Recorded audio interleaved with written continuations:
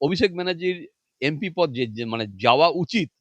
আমি বলছি উচিত। এমপি পদ যাওয়া উচিত এবং আপনার জনপ্রতিনিধি যে আইন, সেই আইন অনুসারে ওনার মানে এমপি পদ অবিলম্বে যাওয়া উচিত। আমি যে এই যে অভিষেক বন্দ্যোপাধ্যায় নামে এফআইআর করলেন, ভয় লাগছে না খুন হয়ে যেতে পারেন? তারা আমাকে টার্গেট করে রেখেছেই। আমি জানি মানে আপনি যে কোনো সময় মার্ডার আমি যে কোনো সময় মার্ডার হতে পারি। দেখুন, আমি ভোটের আগে যখন ভোট ২০২৬ সালে যখন ভোট ঘোষণা হয়, সেই সময় আমার আমার কাছে ইনফরমেশন আসে যে আমাকে এনকাউন্টার করার পরিকল্পনা করা হয়েছে। রোজিনা যদি বঙ্গ টিভির হয়ে কলকাতা হাইকোর্টে মার খেতে পারে, তার মানে আমিও জীবনে মার খেয়েই বড় হয়েছি। রাস্তায় পড়ে থেকেছি, রক্তাক্ত অবস্থায় পুলিশ এসে উদ্ধার করে নিয়ে গেছে। সেখানে যখন ব্যারিকেড রেখেছে, পুলিশকে সারাদিনে ৮ বার আসতে হয় আমার বাড়িতে। হাজিরাতে মানে তারা আসে, খাতা নিয়ে আসে, তারা দেখে যায় আমি বেঁচে আছি না মারা গেছি। এসে তাদেরকে সই করে নিয়ে যেতে হয়। আপনি আপনি এই বঙ্গ টিভি চালিয়েছেন, যথেষ্ট হ্যাকেল হয়েছেন। আপনি জানেন আপনি হ্যাকেলটা কি টাইপের হয়েছেন। ঠিক তেমনি এই যে আজকে আমি এটা করছি, ধরুন আজকে শুভেন্দুদা আছে তাই আমি সাহস পেয়ে এটা করেছি। স্বরাষ্ট্রমন্ত্রী অমিত শাহকে ৪ তারিখের পর আপনার সাথে আমার দেখা হবে। উনি তো পাড়ার পেঁচো মাতাল নন। উনি তো পাড়ার রামদা, শ্যামদা, কালুদা নন। যে ওনার মনে এলো এই কালকে দেখে নেবো তোকে, ৪ তারিখের পর তোকে আমরা দেখে নেবো, এটা তো উনি বলতে পারেন না। আপনি মানে অভিষেক ব্যানার্জি একটা গাড়ির বনেটে দাঁড়িয়ে উনি বলছেন যে আমি ৪ তারিখের পরে ডিজে বাজাবো, আমি ৪ তারিখের পরে রবীন্দ্রসঙ্গীতের সঙ্গে ডিজে বাজাবো। উনি ডিজে বাজানোর, উনি তো গানের কথা বলেননি। ওনার শরীরী ভাষা, ওনার মুখের এক্সপ্রেশন, ওনার বলার কথা এবং পাবলিকের হাততালি পুরোটাই ছিল যে ৪ তারিখের পরে আমরা মানুষকে ডিজের সঙ্গে নাচাবো। আমার কোনো পলিটিক্যাল আইডেন্টিটি নেই। আমি না সিপিএম, না তৃণমূল, না কংগ্রেস, না বিজেপি, না মাওয়িস্ট। তাহলে আপনি অভিষেক বন্দ্যোপাধ্যায় নামে এফআইআরটা করলেন?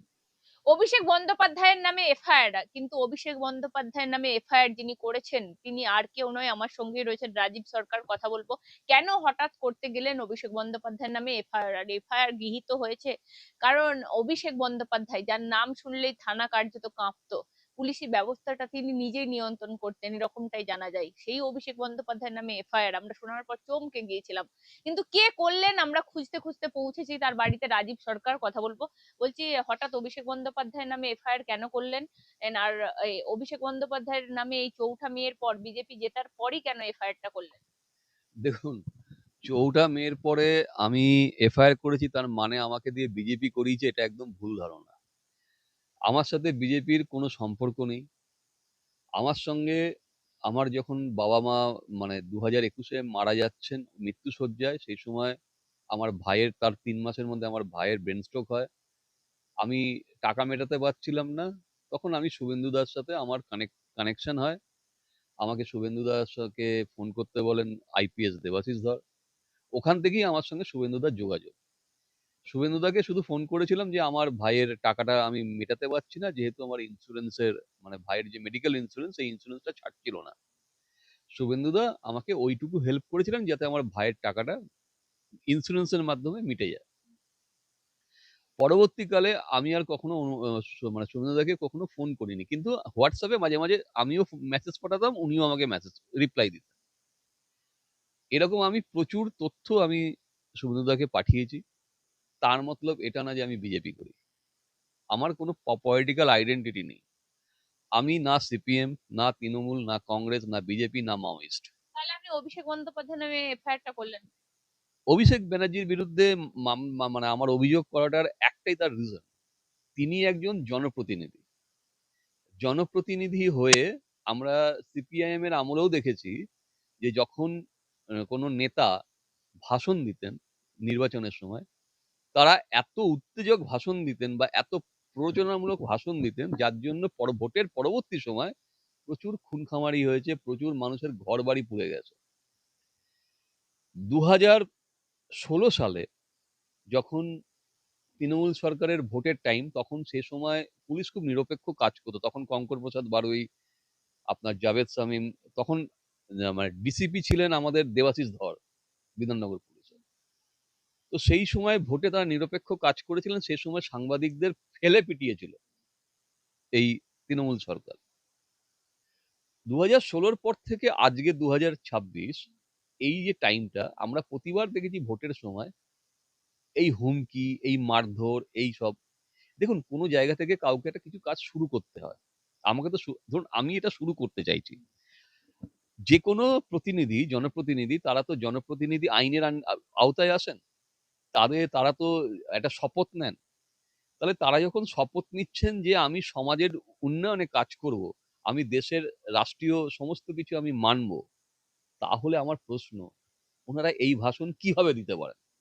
আপনি মানে অভিষেক ব্যানার্জি একটা গাড়ির বনেটে দাঁড়িয়ে উনি বলছেন যে আমি ৪ তারিখের পরে ডিজে বাজাবো, আমি ৪ তারিখের পরে রবীন্দ্রসঙ্গীতের সঙ্গে ডিজে বাজাবো। উনি ডিজে বাজানোর, উনি তো গানের কথা বলেননি।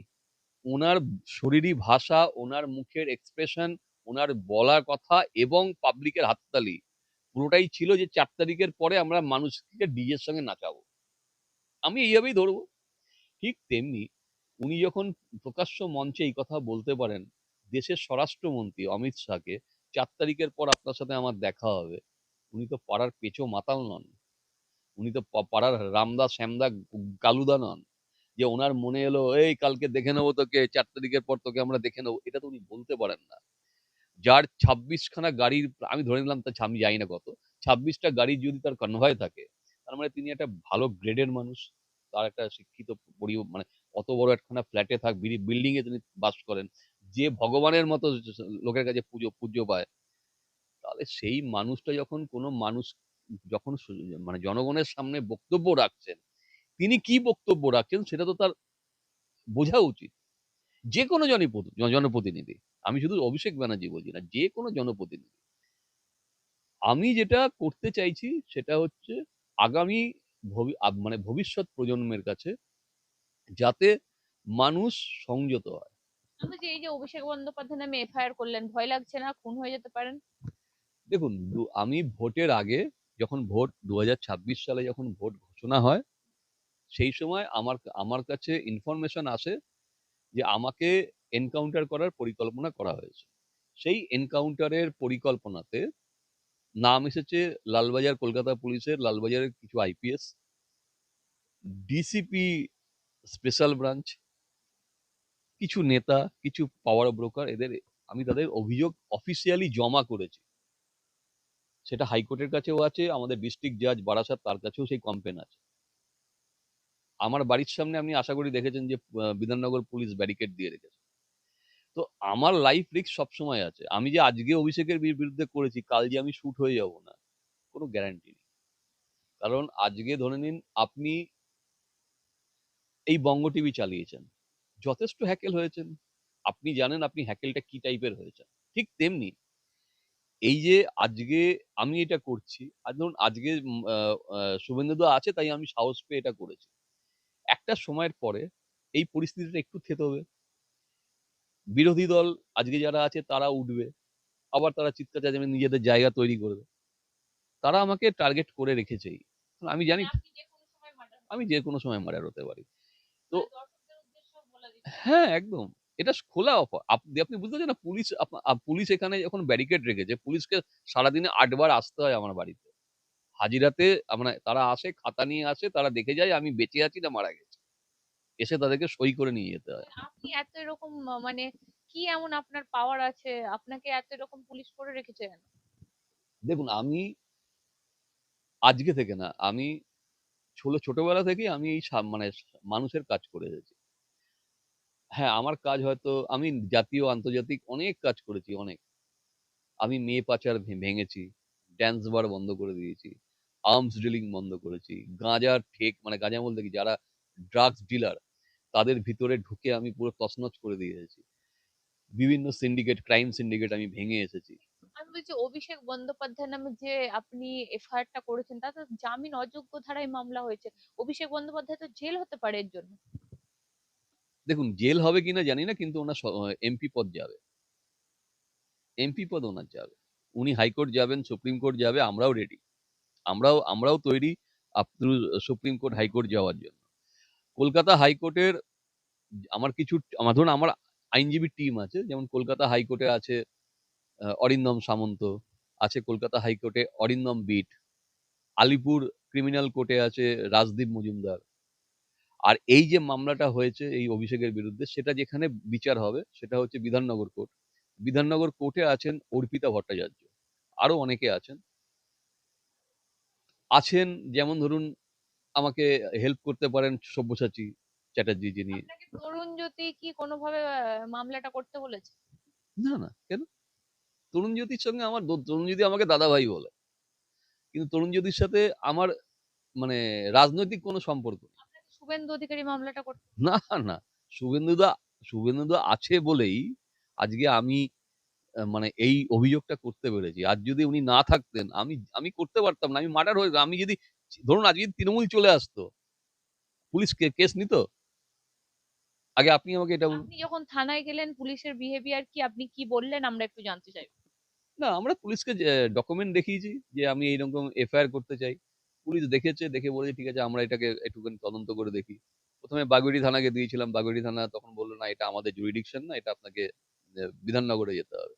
বিধাননগর এফআইআর করে দিয়েছে, কোনো অসুবিধা নেই।